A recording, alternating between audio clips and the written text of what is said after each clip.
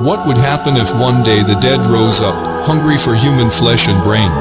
This scenario has played out in movies and books for decades. But science fiction fans aren't the only ones giving some thought to the zombie apocalypse.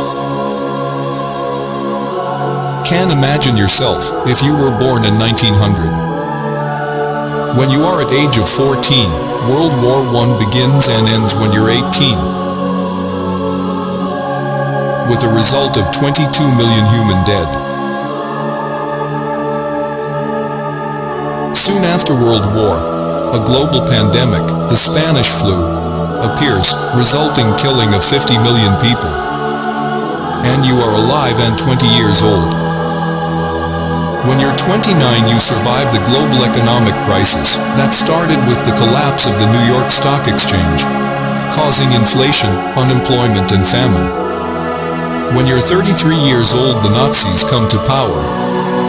When you're 39, World War II begins and ends when you're 45 years old with a 60 million human dead. In the Holocaust, 6 million Jews die. When you're 52, the Korean War begins. When you're 64, the Vietnam War begins and ends when you're 75. A child born in 1985 thinks his grandparents have no idea how difficult life is, but they have survived several wars and catastrophes.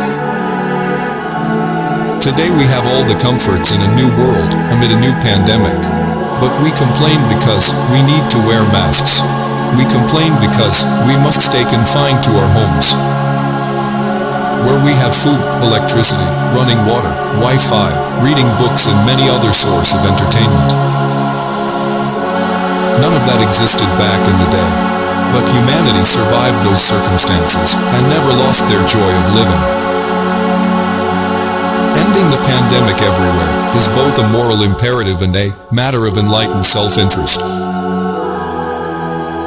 At this unusual moment, we cannot resort to the usual tools.